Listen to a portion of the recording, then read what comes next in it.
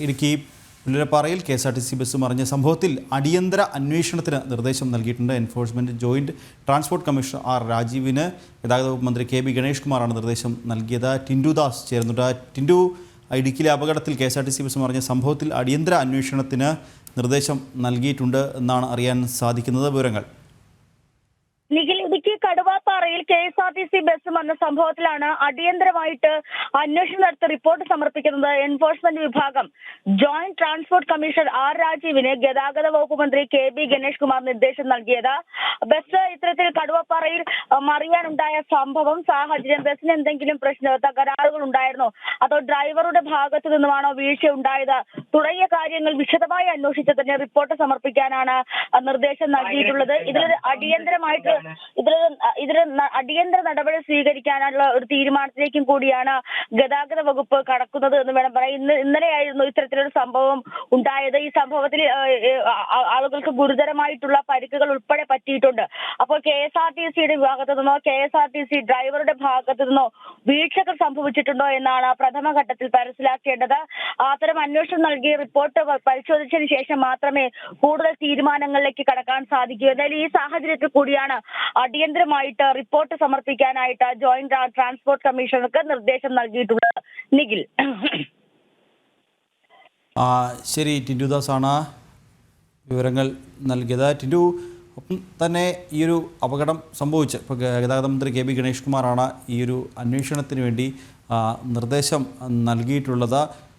ഇതിന് എത്ര ദിവസത്തിനുള്ളിൽ അല്ലെങ്കിൽ എത്ര സമയത്തിനുള്ളിൽ നൽകണം, അങ്ങനെ എന്തെങ്കിലും കാര്യങ്ങൾ പറഞ്ഞിട്ടുണ്ടോ? അടിയന്തര അന്വേഷണത്തിനാണ് നിർദ്ദേശം നൽകിയിട്ടുള്ളത്.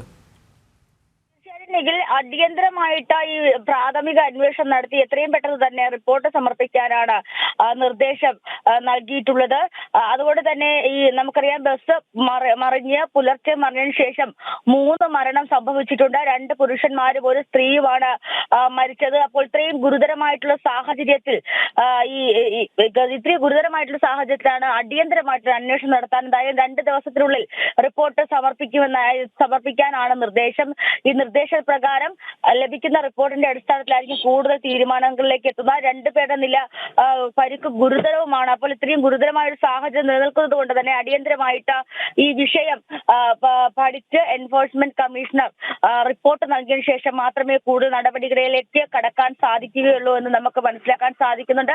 KSRTCയുടെ ഭാഗത്ത് നിന്ന് അല്ലെങ്കിൽ KSRTC ബസിന്റെ ഭാഗത്ത് നിന്നുമൊക്കെയാണ് വീഴ്ച ഉണ്ടായിട്ടുണ്ടെങ്കിൽ അതിനെതിരെ കർശനമായിട്ടുള്ള നടപടി സ്വീകരിക്കുമെന്ന് ഇപ്പോൾ നമുക്ക് വകുപ്പിൽ നിന്നും അറിയാൻ സാധിക്കുന്നുണ്ട്. അതോടൊപ്പം തന്നെ ഇനി ഡ്രൈവറുടെ ഭാഗത്തു നിന്നുമാണ് വീഴ്ച സംഭവിക്കുന്നതെങ്കിൽ അതിലും നടപടി ഉണ്ടാകും. കാരണം നമുക്കറിയാം, കഴിഞ്ഞ കുറച്ച് നാളുകളായി തുടരെ ഇത്തരത്തിൽ ഈ KSRTC ബസ്സിലുണ്ടാകുന്ന അപകടങ്ങൾ, ആ അപകടത്തിന്റെ കാരണം കണ്ടെത്തുന്നതിനൊക്കെ വേണ്ടിയിട്ട് അന്വേഷണ സംഘത്തെയും അതോടൊപ്പം തന്നെ അവർക്ക് വേണ്ടിയിട്ടുള്ള മുന്നൊരുക്കങ്ങളൊക്കെ കർശനമായി നടത്തുന്നുണ്ട് എന്ന് പറയുമ്പോഴുമാണ് ഇത്തരത്തിൽ അപകടങ്ങൾ തുടർക്കഥയാകുന്നത്.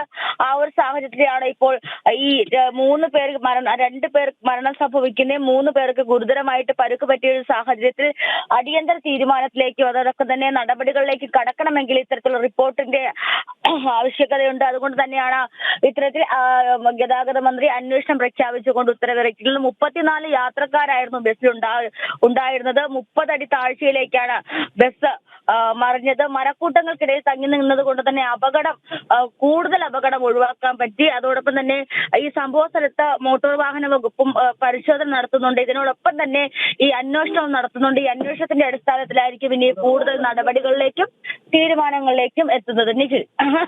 ശരി ടിൻഡു.